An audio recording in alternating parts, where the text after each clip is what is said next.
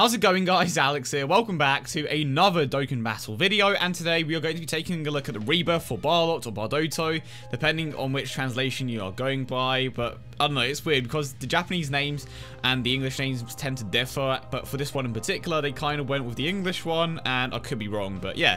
We are also going to be taking a look at the fusion between Cell and Frieza, which is Celluza, and then we have the fusion between Whirus and Whis, which is surprisingly very good, and of course you guys would know that if you've seen my showcase video, Whirus. So very interesting pair of units to be taking a look at today, and I have absolutely no idea why they didn't decide to give the other guys that don't have a Rebirth and they only went with one. Actually, it's pretty straightforward. They just want to milk this as long as possible, basically, and just rebirth the next set of units whenever they decide to add more fusions. But let's get started with Barlot, or Bardotto, which of course is the fusion between Goku and Bardock. And at first he wasn't necessarily that great, but he's actually a very good unit now.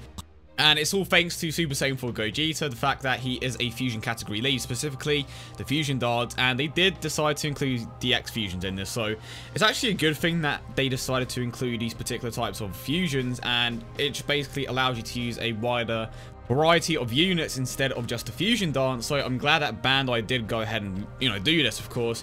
But of course, let's get started with his leader skill. He gives 3 key to STR types, as well as a 70% attack and defensive boost when HP is 30% or above. So almost a very good leader skill, almost on par with STR Omega Shenron. But of course, he does not give that HP boost, which is debatably the most important thing alongside the attack. Granted, defense isn't too important, but it can help if you have units with a ton of ability system buffs and just, passives that give themselves defense. So in this case, his passive does give himself a bit of a defense increase, but of course we are going to be talking about his super attack first. He greatly raises his own attack for 1 turn, and he causes supreme damage. So supreme damage is pretty standard. He has a 12 key multiplier of 140%. So in terms of just 12 key multipliers and what you expect out of him in terms of damage, he's going to be pretty solid. But the thing that stands out to me the most is that he greatly raises his own attack. But the problem is Bandai never explicitly states how much of an increase that is, so it could be 100%, 200, 50%, 25%, because I do believe that the Kaioken mechanic is 50%.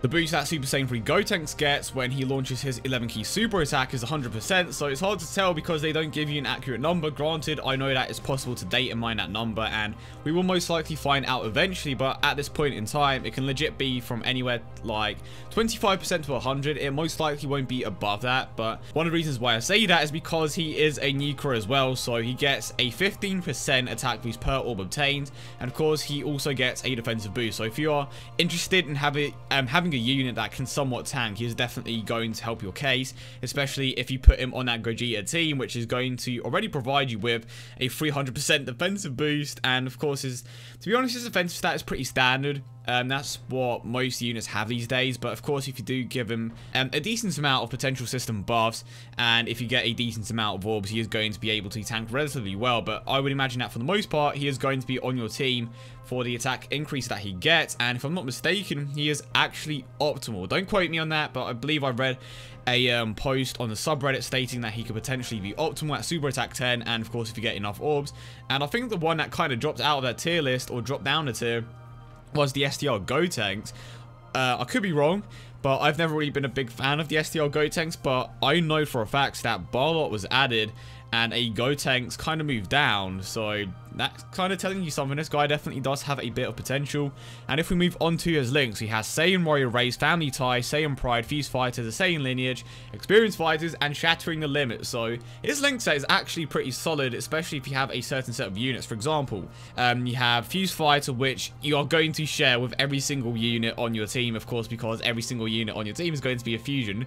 And the other link that I don't think too many people are going to touch on is the Experienced Fighters link, and I know that this isn't common at all, but Super Gogeta actually has that link. So if you're looking for an additional bit of damage for your Gogeta, it's definitely there if you want it. I mean, the majority of the time, your Barlot is going to be a 3rd slot unit, but that's if you have like an insanely optimal team. But like, if he does come up every 3 turns, he is at the very least going to be giving Gogeta that boost. And if I'm not mistaken, the Experienced Fighters link is either a 10% attack boost link or 15%. I know it doesn't exactly sound like much, and the majority of people, including myself, would prefer to run a support unit just because they tend to give bigger boosts.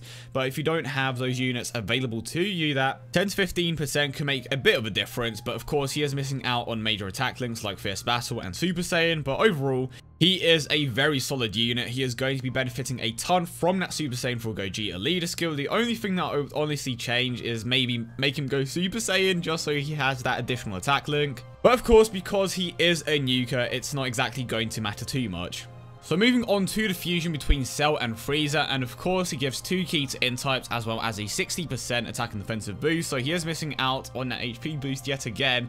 Very similar to Barlot, but he doesn't have a restriction on his leader skill, of course, so overall he isn't exactly that great of a lead.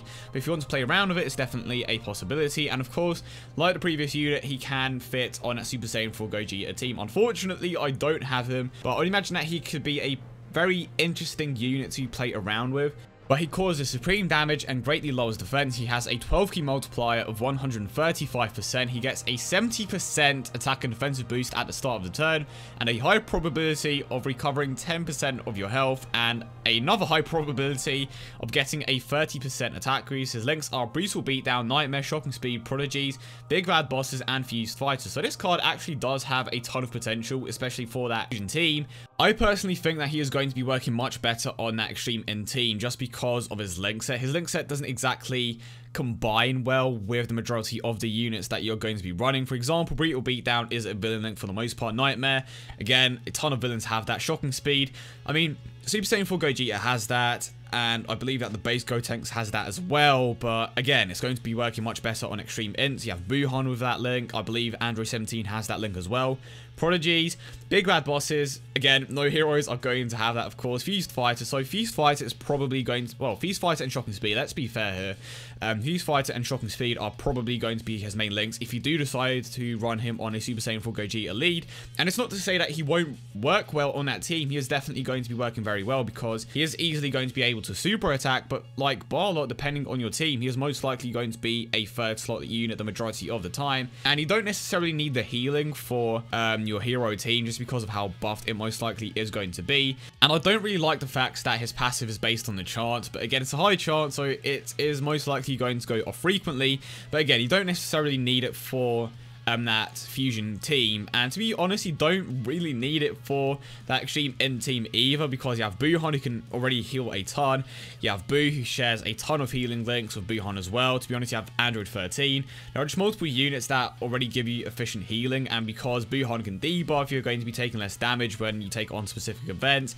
So it's okay if you don't have too many great units. Again, it mostly comes down to what you have in your box, but that high probability is nice. But I'm very curious to see how hard he actually hits when he's at Super Attack 10 and when that additional boost goes off, of course. But the thing that stands out to me the most about this card is definitely that link set, and I don't know exactly what the best Extreme End team currently looks like, but to be honest, just completely based on his link set, I definitely think that he has some sort of contention for being in that optimal 6 because of his links, of course.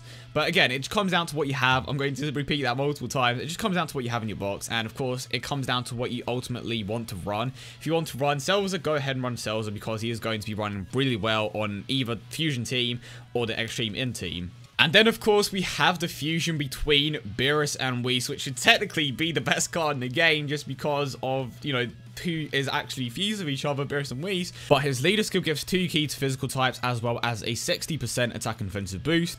He causes supreme damage and greatly lowers defense. His 12 key multiplier is 135%. He changes tech and int orbs into physical orbs, and he gets a 50% attack and defensive boost. His link skills are Godly Power, Connoisseur, the Innocence, Brainiac, Shocking Speed, and Fused Fighter. So like the previous units, he is going to be performing pretty damn well on that Super Saiyan 4 Gogeta team, especially if you are in need of key. But honestly, I feel like he is in the exact same situation as Celluza. I think that he is going to be working much better on his respective team just because he's going to be providing a lot more, basically. And of course, he is one of the very first dual orb changes in the game. He changes tech and in-type orbs into physical orbs. And if you've seen my showcase for Whirus, you will know that on that physical team, he provides a ton of orbs for LR Trunks. And he is basically guaranteed, like, okay, he is definitely guaranteed to get that 18 key super attack to go off consistently, which is why he's actually optimal on that particular team. And to the surprise of myself, he is actually optimal on an N-type team because of how many orbs he provides for Gohan. I know, he isn't even the correct type, but he is optimal on that team. This man, with the dual orb changing, is actually optimal on a physical type team, and he is optimal on an N-type team. Massive surprise, INT. Of all types, in. I mean, it's expected because of LR Gohan, of course, and it doesn't even matter that he changes the orbs into a completely different type because of Gohan's broken passive skill, and the amount of orbs that this man is going to provide is actually insane. Unfortunately, I do not have LR Gohan on my Japanese account, so I can't try this out for myself, but I will definitely try this man again on my physical type team with LR Trunks, and I will most likely have to get rid of Kale, which I spent a lot. Well, basically, I'll put a lot of orbs into Kale, but she kind of has to make way now for this man. Maybe if Kale ever gets a rebirth, I will put her back in, but this is pretty much what you have with Whirus. One of the very first dual orb changes, provides a ton of orbs for Gohan and LR Trunks, but I'm still baffled that this man is actually optimal on that Super N team. And if you do want to see that post, I will try to remember to leave it in the comment section and description as always.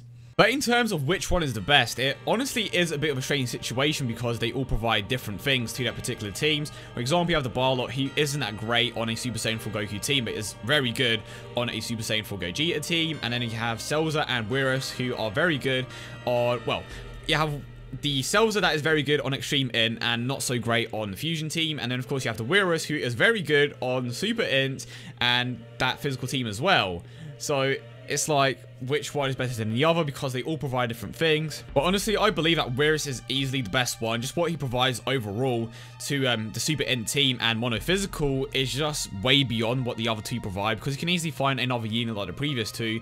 But when it comes to Barlot and when it comes to Celluza, I will say that Barlot is a better unit just because he has way more potential, and his passive, well, half of his passive isn't based on a chance.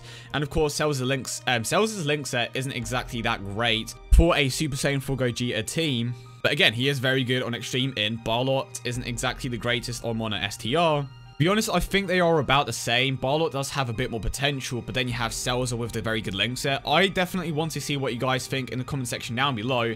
But the clear winner for me is definitely going to be Whirus. But I hope you guys did enjoy the video as always. And if you did, don't forget to leave a like and subscribe for more. I hope you guys have a great day, and I will see you all in the next one.